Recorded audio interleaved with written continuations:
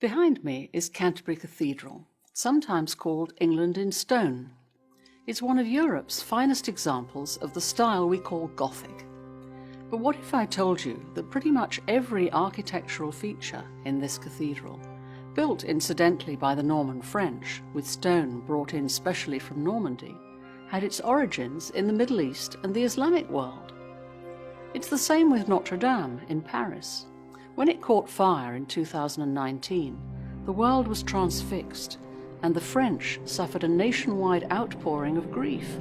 "Our identity is going up in flames," they cried, without any notion of their cathedral's backstory. That's when I decided to write a book about how Islamic architecture shaped Europe. So let's take a quick architectural journey to see how cultures and religions interact and interweave in all kinds of ways that challenge assumptions we may make about our national history and heritage.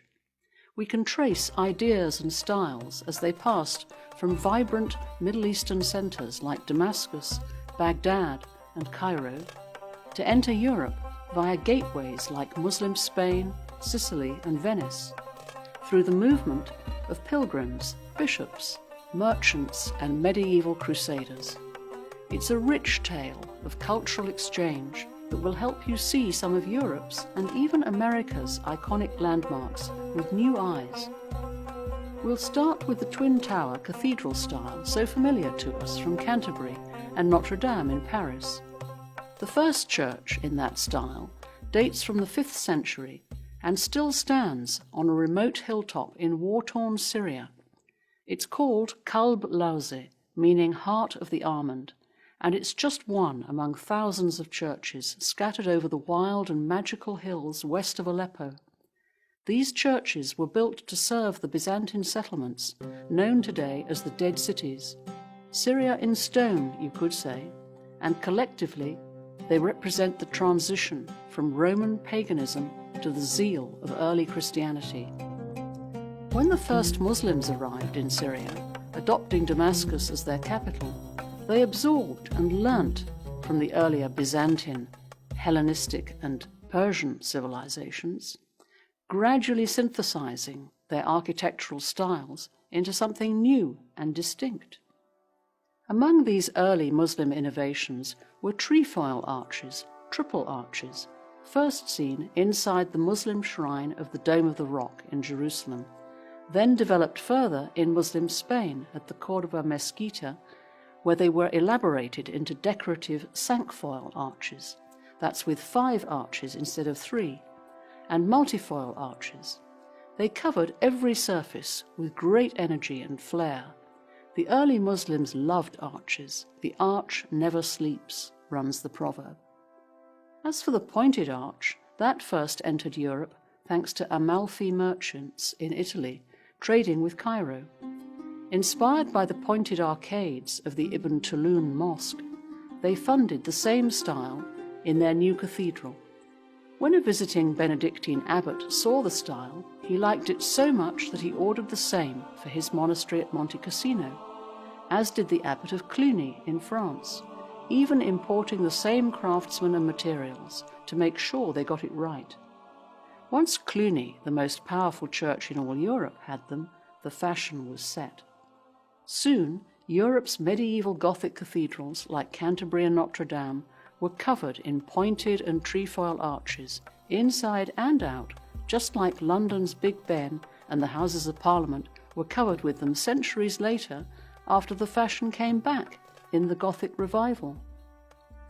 Early Muslims pioneered the use of ribbed vaulting in the ceilings of mosques and palaces, using their deep understanding of complex geometry. They discovered how to cleverly disguise the structural elements, the ribs, by covering them in decoration. Their technique was brought to Europe by Muslim masons via Muslim Spain and Norman Sicily, and was then further refined over the centuries by Christian craftsmen till it reached the peak of perfection in the fan-vaulted ceiling of King's College Chapel in Cambridge. Medieval stained glass in cathedrals like Chartres and Canterbury was shipped into Europe from Syria the world leader in glass production.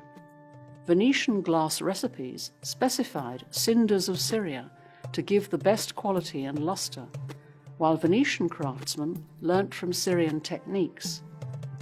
The concept of heraldry originated on the plains of Syria, where crusaders first saw Saracen knights on horseback holding jousting tournaments, and the fleur-de-lis, now universally recognized as the national symbol of France, appeared for the first time as a blazon for the Muslim ruler Nur ad-Din. Christopher Wren, England's best-known architect, wrote that what we call the Gothic style should rightly be called the Saracen style. He even explains how he used Saracen vaulting in the dome of St. Paul's Cathedral and why it was the best. That's why the cover of my book shows the interior dome of St. Paul's. It's also the reason behind the title, Stealing from the Saracens, a deliberate double irony, a play on words based on the derivation of Saracens, Sarikin, meaning thieves in Arabic. In other words, isn't it crazy that we in Europe called Arab Muslims thieves when actually we took a lot of ideas from them? The bottom line is that no one has a monopoly on ideas. Everyone's contribution needs to be acknowledged, no matter where it comes from. No one owns science, just as no one owns architecture. Cultures are intertwined, and everything builds on everything else. I'm Diana Dark, in collaboration with the Emir Stein Center.